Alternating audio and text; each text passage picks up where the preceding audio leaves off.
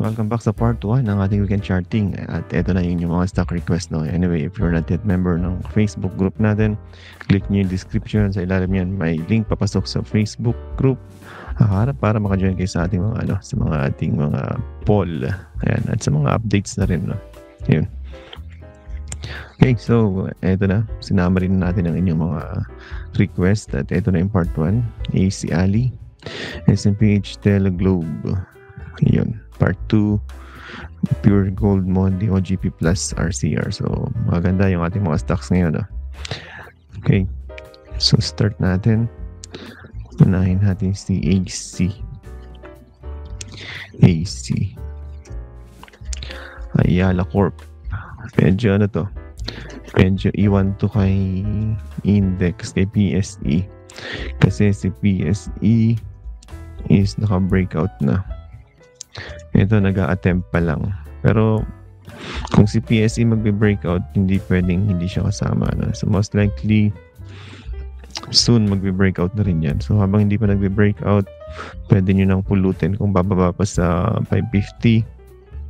Yan, 540, pwede pa yan. Pag naman nag-rally na, medyo mahirap na, no? Pero kung let's say, ayan kasi resistance niya, no?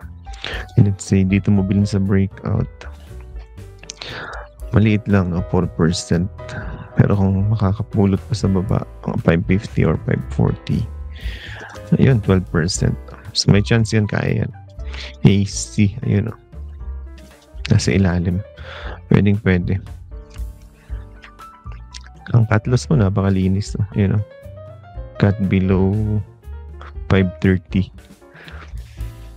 Good naman. Earnings, annual. So, AC, check natin. AC all buys, no? 2% dips, 50% upside. Target is 857. So, pwede. Okay, next. Ali. Isa pa to si Ali. Pwede rin. Yung mga natatakot nun sa properties, no? Di ba sabi natin, iba tingin ko natin kay Ali. Tingin natin dyan is pwede yan sa mean reversion play. Yun na nga. Nag-reverse na nga. So, congrats sa mga bumili at sumabay. No? Habang takot ang lahat, habang ayaw ng lahat, nag-accumulate tayo ng Ali. At ngayon, ini-enjoy natin yung reward after mag-risk.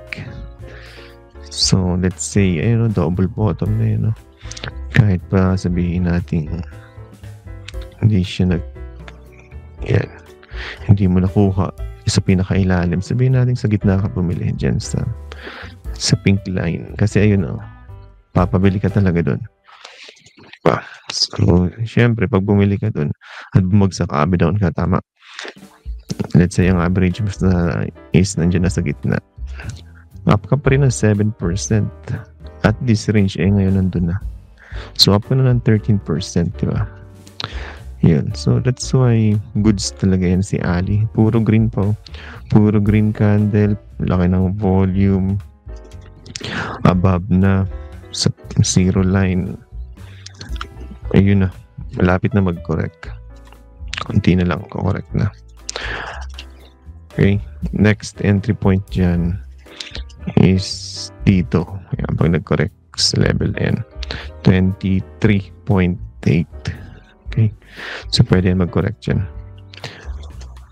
Pero, breakout na yan. At may momentum na din. Okay. So, anong target for Ali? Dami ng guhit masyado. Paano lang natin to? Ayan. Next target, di ba? Tapos na tong range na to. Na-take na yan. So, ilipat na natin yung range. Dun na. Maliit. Lakihan na lang natin. Yun ang next range. Yan. 26. 24 to 26. So, pag sinukat natin, mayroon tayong 9% range. Okay. Take profit somewhere 26. Ayan. Tapos buy near 24.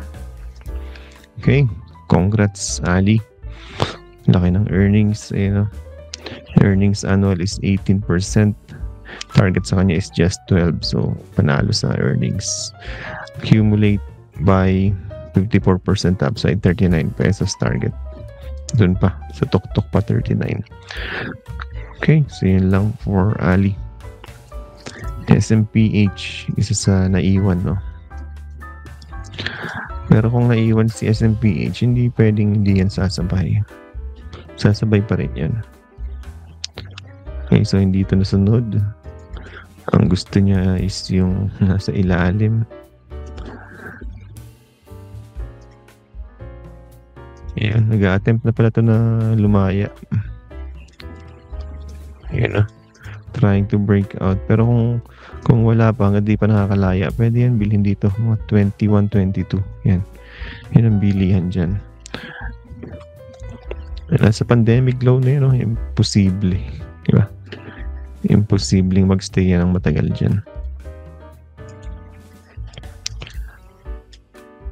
Okay. So, SMPH earnings up naman 13%. Yun natin dito. Ayun, no? All buys. 62% upside. Annual niya is 13. Target sa kanya is just 8. Above consensus. So, okay pa rin. Okay pa rin. Okay. Ang target niyan, syempre kung long term ka, target niyan dun. 31. Dito ang target 37 sa FA. Pero malaki yung 31, no? Kung short term ka, dito lang yan. Yan, 25. Okay? Wala pang momentum to. Papahabol pa. TEL. Congrats na naman, TEL. Grabe, no? Yung call natin sa Ali, kung sumabay kayo, gain kayo doon ng malaki-laki. Next, yung call natin sa TEL. Kung sumabay din kayo doon. Anyway, sa PTS ko yung sinasabi, no? Kung sumabay kayo sa call natin sa TEL, unang support is ito, binasag. Pangalawang support is 12,000 or 1-2. Yan, 1-2. Mabak doon, no? Let's say, bumili na kayo dito. Tapos nag-abi down ka dito. So, ang average mo nandito sa gitna. Tama. Ngayon, kung nandiyan ang average mo, up na ng 8%. Up na ng 8% at naka-volume ka. O, sarap niyan. Breakout na ba to? Hindi pa.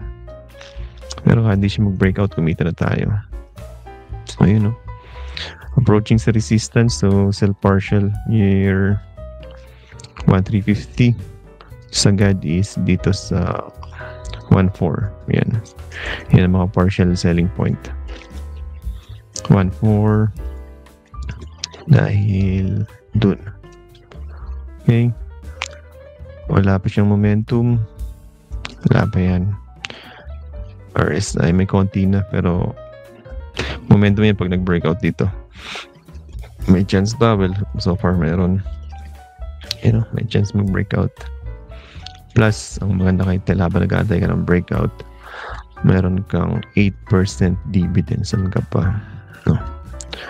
Next payment is September. Maaga pa. Kakabayad niya lang. Pero, aakyat yan bago mag-September gaya nun, no? Bago mag-payment, umaakyat. September. Ayun na. Dito, umakyat dun. So, ganun talaga. Medyo mahaba ang play sa dividends. Pero maganda dyan sa ngayon is cheap na, malaki na upside, may dividends ka pa. That's why goods talaga yan. Congrats, mabay sa isa TEL. Kita na dyan. Kita na tayo dyan. TEL, Ali. Manalo na, di ba? SMPH, nagdaantay pa. Globe, yan. Pwedeng natalo tayo sa Globe, no? Dahil ako may cut ko dito sa Globe kasi bumili ako dito sa 2,000 tapos binasag 2,000 kinat na. Okay, Malapit lang cut ko, mga ganyan lang, 190 lang yan, ganyan lang kanipis. Kasi nung major support yun, 2,000. Nung binasag, edi cut. Earnings, negative. So, isa yun sa reason. Pero ang isa talagang main reason yun is yung delayed sa IPO ni Mint, which is parang hindi napag-usapan dun sa briefing ng bagong president. Kasi nga nag-resign na o nag-retired na si Ernest Cu. Yung bago is parang hindi masyadong nabigyan ng emphasis. So, yun ang reason kung ba't nag-breakdown. At kung hindi nyo alam yun, well, sinabi ko naman sa Discord yan na pag nabasag ang 2,000 is ilighten nyo kasi major support. San pupulutin si Globe? Well, may retest naman yan dito sa 2,000. Hopefully, makabalik. Pero kung hindi makakabalik, I suggest take nyo na yun para maka-exit. Pababayan hanggang dito sa 1.9. Then, pwede yan bumalik sa 1.7. Kasi kung next year pang IPO, masyadong matagal yun. Hindi naman sure kung talagang i-IPO, di ba? Plus down pa. Earnings, ayun o. Positive 3 dapat pero negative 1. Pero mataas naman ang dividends, 5%. Kaya lang, mas malaki pa rin si TEL. 8%. Okay, so may isang loss tayo. Pero okay lang. Nabawi sa Ali at saka sa TEL. Okay. Globe still good, pero abang ako sa lower level. Or early, mga late this year na lang para malapit na yung IPO kung magtutuloy, no? Pag hindi, wala na naman yan. Okay, maganda ang fundamentals, kaya lang nagpahinga kasi siya sa IPO. Yun ang catalyst kasi, kaya bagsak din yan muna. Okay, so yun na pala, tapos na pala. Anyway, before we end, I would like to invite you all to our free webinar for beginners, no? Actually, this is not just for beginners, pwede rin ito sa mga matagal na sa trading, kasi ang i-discuss dito is yung how to trade with clarity in uncertainty or during uncertain market. Kaya ngayon, no? May bigla-biglang sasabihin si Trump, babagsak, may biglang babawi, aakyat. So, hindi mo alam kung bullish ka or bearish, no? So, ano ang diskarte, di ba? Anong technique mo or strategy para kumita pa rin? Actually, ano na ako Kota na ako for target for the whole year. Kota na as of May, as of the moment. Kaya, actually, easy to read itong si Trump. Kaya-kaya mong kumita dyan. That's why yung target hanggang December is nakuha na as of today. Kaya, chill-chill na lang. No? Hindi tayo nagmamadali sa trading. Baka mabawasan pa yung target na nakuha na. So, pwedeng madagdagan pero hindi mababawasan. Kaya dapat maingat na. Okay? So, yan. Napakabilis. Ituturo namin kung paano nga mag-trade during uncertain times. No? Actually, it's very easy. Kung trader ka na during Trump 1.0, kaya yung 2.0, madaling-madali. Okay, so yun lang. I hope to see you everyone dito sa ating free webinar, no? Okay, so that's all. Thanks for watching at see you sa part